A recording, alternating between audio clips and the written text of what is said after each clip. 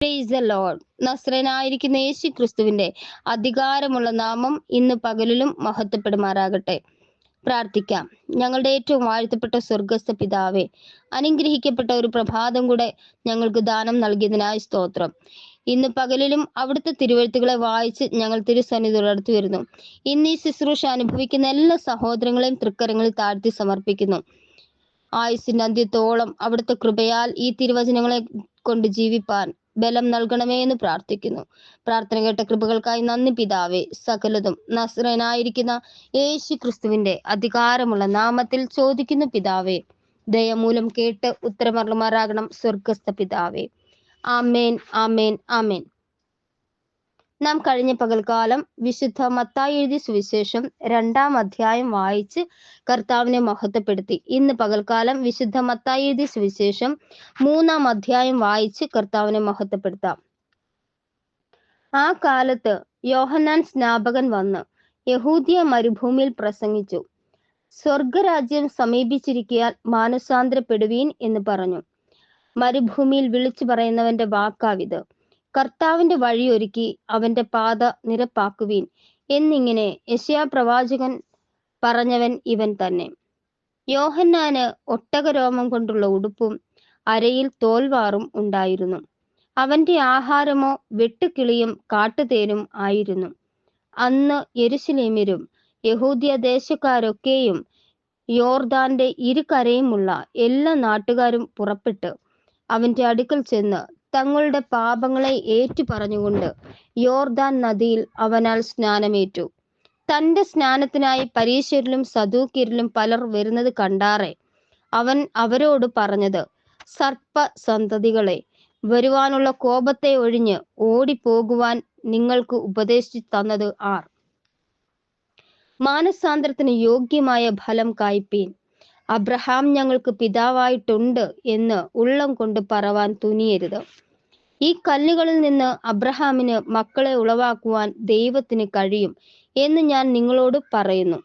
ഇപ്പോൾ തന്നെ വൃക്ഷങ്ങളുടെ ചുവട്ടിന് കോടാലി വെച്ചിരിക്കുന്നു. നല്ല ഫലം കായ്ക്കാത്ത വൃക്ഷം എല്ലാം വെട്ടി തീയിലിട്ട് കളയുന്നു. ഞാൻ നിങ്ങളെ മാനസാന്തരത്തിനായി വെള്ളത്തിൽ സ്നാനം ഏൽപ്പിക്കുന്നതേ ഉള്ളൂ. എന്റെ പിന്നാലെ വരുന്നവനോ എന്നേക്കാൾ ബലവാൻ ആകുന്നു. അവന്റെ ചെരുപ്പ് ചുമപ്പാൻ ഞാൻ മതിയായവനല്ല. അവൻ നിങ്ങളെ പരിശുദ്ധാത്മാവിലും തീയിലും സ്നാനം ഏൽപ്പിക്കും. വീശുമുറം അവന്റെ കയ്യിലുണ്ട്. അവൻ കളത്തെ മുറ്റും വെടിപ്പാക്കി കോതമ്പ് കളപ്പുരയിൽ കൂട്ടിവെക്കുകയും പതിർ കെടാത്ത തീയിലിട്ട് ചുട്ടുകളയുകയും ചെയ്യും. അനന്തരം യേശു യോഹന്നാനാൽ സ്നാനമേൽക്കുവാൻ ഗലീലയിൽ നിന്ന് യോർദാൻ കരെ അവന്റെ അടുക്കൽ വന്നു.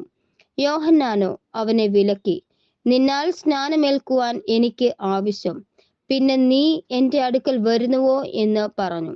യേശു അവനോട്, ഇപ്പോൾ സമ്മതിക്ക, ഇങ്ങനെ സകല നീതിയും നിവർത്തിക്കുന്നത് നമുക്ക് ഉചിതം എന്ന് ഉത്തരം പറഞ്ഞു. എന്നാറെ അവനെ സമ്മതിച്ചു. യേശു സ്നാനമേറ്റ ഉടനെ വെള്ളത്തിൽ നിന്നും കയറി. അപ്പോൾ സ്വർഗം തുറന്നു ദൈവാത്മാവ് പ്രാവെന്ന പോലെ ഇറങ്ങി തന്റെ മേൽ വരുന്നത് അവൻ കണ്ടു. ഇവൻ എന്റെ പ്രിയപുത്രൻ, ഇവനിൽ ഞാൻ പ്രസാദിച്ചിരിക്കുന്നു എന്ന് സ്വർഗത്തിൽ നിന്ന് ഒരു ശബ്ദവും ഉണ്ടായി. ആമേൻ, ആമേൻ, ആമേൻ. ഞങ്ങളുടെ ഏറ്റവും വാഴ്ത്തപ്പെട്ട സ്വർഗസ്ഥ പിതാവേ, അനുഗ്രഹിക്കപ്പെട്ട നല്ല തിരുവചനങ്ങൾക്കായി സ്തോത്രം. ഇന്ന് പകലിൽ ഈ ശുശ്രൂഷ അനുഭവിച്ച എല്ലാ സഹോദരങ്ങളെയും തൃക്കരങ്ങളിലേക്ക് പേരുവരായി ഏൽപ്പിച്ചു തരുന്നു കർത്താവേ. അവരുടെ ആയുസ്സിന്റെ അന്ത്യത്തോളം നസ്രനായിരിക്കുന്ന യേശു ക്രിസ്തുവിൽ കൂടെ ഞങ്ങൾക്ക് ലഭിച്ച നിത്യരാജ്യത്തെ അവകാശമാക്കി തീർക്കുവാൻ ഈ തിരുവചനങ്ങളാൽ നിന്റെ മക്കളെ ഓരോരുത്തരെയും ബലപ്പെടുത്തി അവിടുത്തെ കൃപയിൽ തങ്ക തിരിച്ചിറകിൻ മറവിൽ ആയുസ്സിന്റെ അന്ത്യത്തോളം നിർത്തുമാറാകണമെന്ന് പ്രാർത്ഥിക്കുന്നു. പ്രാർത്ഥന കേട്ട കൃപകൾക്കായി നന്ദി പിതാവേ. സകലതും സകല ഭൂലോകരുടെയും അധോലോകരുടെയും സ്വർലോകരുടെയും മുഴങ്കാലുകളൊക്കെയും അടങ്ങുന്ന നസ്രനായ യേശു ക്രിസ്തുവിന്റെ അധികാരമുള്ള നാമത്തിൽ ചോദിക്കുന്നു പിതാവേ. ദയമൂലം കേട്ട് ഉത്തരമരുളുമാറാകണം സ്വർഗസ്ഥ പിതാവേ. ആമേൻ, ആമേൻ, ആമേൻ. Thank you Jesus. God bless you all.